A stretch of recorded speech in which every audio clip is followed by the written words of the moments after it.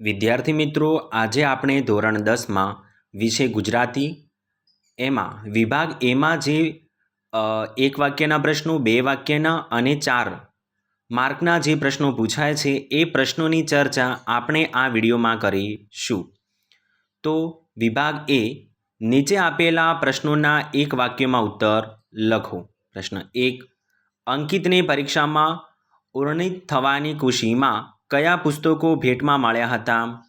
2, 2015નો સર્વોચ્ચતમ જ્ઞાનપીઠ પુરસ્કાર કયા ગુજરાતી લેખકને એનાયત થયો હતો? નંબર 3, ભારતમાં ગંદકીથી ભારે ખલેલ પામનાર સંત કોણ હતા? નંબર 4, દુકાનદારે છત્રી પાઠના લેખકને કઈ સલાહ આપી? નંબર 5, લેખકને અંકલેશ્વર શા કારણે પ્રિય છે? નંબર 6, લેખકના પિતાના મૃત્યુ પછી હિસાબનું કામકાજ કોણ કરી આપતા હતા?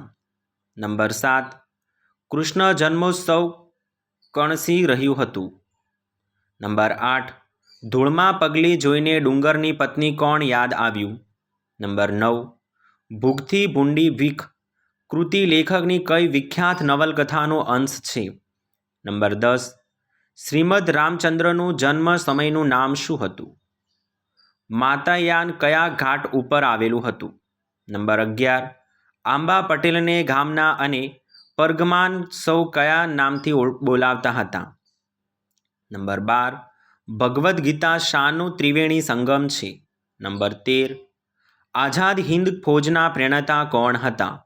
નંબર 14, સૌરભને કોમ્પ્યુટર શા માટે શીખવ્યું છે? પ્રશ્ન 15, આંબા પટેલની ઘોડીની ચાલ કેવી હતી?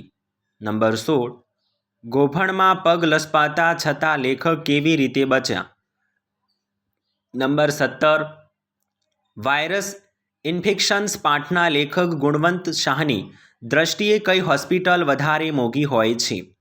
નંબર 18, આબુમાં કોચ તરીકે સેવા આપનાર બહેનનું નામ જણાવો. નંબર 19, અંકલેશ્વરનો મિત્રો મજાકમાં શું કહેતા? નંબર 20, નીનાબહેનના પતિ સંજયભાઈનું મૃત્યુ શાથી થયું? નંબર 21, દેવજી અને કાનજી બાળકને કોની પાસે લઈ ગયા?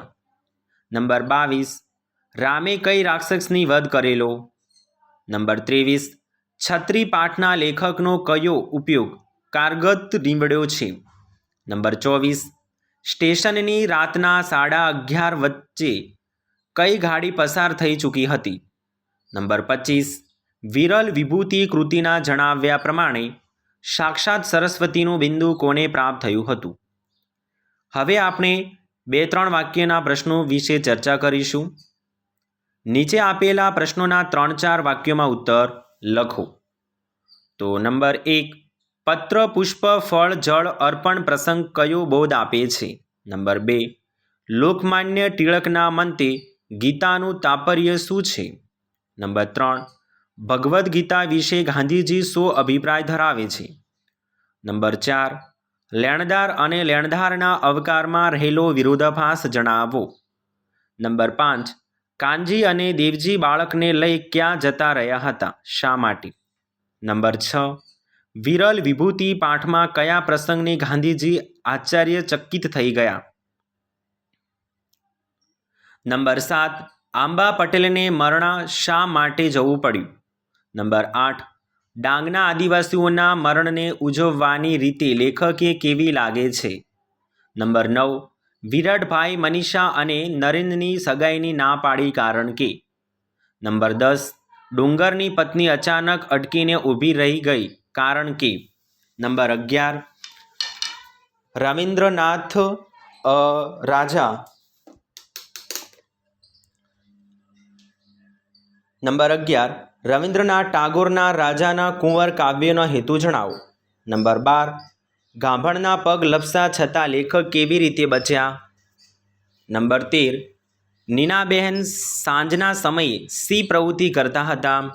નંબર 14, છત્રી પાઠના લેખકે છત્રી ખોવાઈ ન જાય એ માટે કઈ સલાહ અમલમાં મૂકી કઈ રીતે? નંબર 15, શ્રીમદ રાજચંદ્રની સ્મરણ શક્તિ અસાધારણ હતી એમ તમે શા પરથી કહેશો?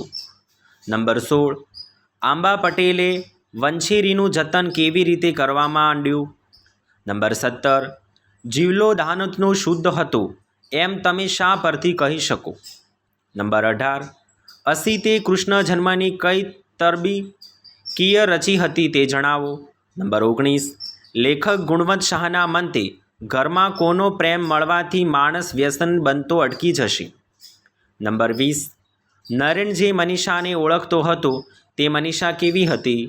નંબર 21 લેખક અને તેમની ટુકડીઓને હિમનદી ઓળગળતા માટે શું કહ્યું? હવે આપણે નીચે આપેલા પ્રશ્નોને 10-12 વાક્યોમાં ઉત્તર લખો. એટલે ગમે તે 2 લખવાના હશે, પણ આ જે પ્રશ્નો આપીએ છીએ અમે એ મોસ્ટ આઈએમપી છે, દરેકને તૈયાર કરવા રહેશે.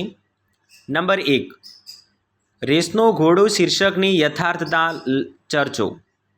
નંબર 2 જીવલાનું પાત્ર લેખન તમારા શબ્દોમાં લખો. નંબર 3 ભૂખથી ભૂંડી ભીખ પાઠના આધારે કાળુની મનોવ્યથા આલેખો. નંબર 4 ગાંધીજીનો શ્રીમદ સાથેનો આધ્યાત્મિક સંબંધ સમજાવો. નંબર 5 આંબા પટેલે ઢેલ ઘોડીને કઈ રીતે ઉછેરી હતી? નંબર 6 માનવ અને પ્રાણીની પરસ્પરની પ્રીત ઘોડીની સ્વામી ભક્ત પાઠના આધારે વર્ણવો. નંબર 6 આહ્વાનની વન સંપદાન મનોહર રૂપનું વર્ણન કરો. નંબર 7 જન્મોત્સવ કૃતિના રજૂ થયેલો વિરોધાભાસ સ્પષ્ટ કરો. નંબર 8 આરોગ્યની જાળવણી માટે લેખક ગુણવંત શાહના વિચારો તમારા શબ્દોમાં લખો. નંબર 9 અંકિત પ્રત્યેનો મંજુ કાકી તેમજ નીનાબહેનનો જીવનલક્ષી અભિગમ સ્પષ્ટ કરો. નંબર 10 ગતિભંગ શીર્ષકની યથાર્થતા સમજાવો. નંબર 11 હિમાલયમાં એક સાહસ પાઠના લેખક જવાહરલાલ નહેરુ પ્રવાસ અધૂરો મૂકીને પરત આવવું પડ્યું તે તમને યોગ્ય લાગ્યું કે નહીં તે કારણ સાથે જણાવો. નંબર 12 સુંદરીમાંથી શક્તિ સ્વરૂપમાં નિશાનું પાત્ર લેખન કરો. નંબર 13 ઢેલ ઘોડીની વફાદારી અને ખાનદાનની વિગતે વર્ણવો. નંબર 14 લેખક ચંદ્રકાંત પંડ્યાના મંતે ચોપડાની ઇન્દ્રજાળ શીર્ષકની યથાર્થતા વર્ણવો. નંબર 15 છત્રી ન ખોવાય એ માટે લેખકને કેવી કેવી સલાહો મળી હતી. નંબર 16 ભૂખથી ય ભૂંડી ભીખ વાર્તાના આધારે દુકાળની ભયાનકતા તમારા શબ્દોમાં લખો. નંબર 17 મનના સ્વાસ્થ્યનો શરીરની તંદુરસ્તી પર સીધો પ્રભાવ પડે છે એમ લેખક શા માટે કહે છે? નંબર 18 શ્રીમદજીએ બાળકોને દેહ અને આત્માની ગૂઢ વાત કેવી રીતે સમજાવી? નંબર 19 નિજ મંદિરમાં ઊભું કરેલો કૃષ્ણ જન્મોત્સવનું દ્રશ્ય વર્ણવો.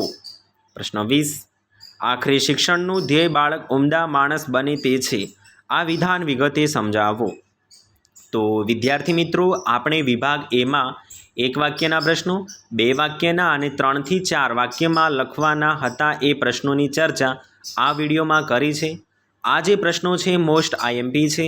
દરેક વિદ્યાર્થીને આ પ્રશ્નોના જવાબ તૈયાર કરી લેવા તમને બોર્ડની પરીક્ષામાં એટલે કે 26/2/2026ના રોજ જે પેપર લેવાનું છે એ પેપરમાં અવશ્ય આ જ પ્રશ્નોમાંથી તમને પ્રશ્નો જોવા મળશે. દરેક વિદ્યાર્થીને આ પ્રશ્નો તૈયાર કરી લેવા.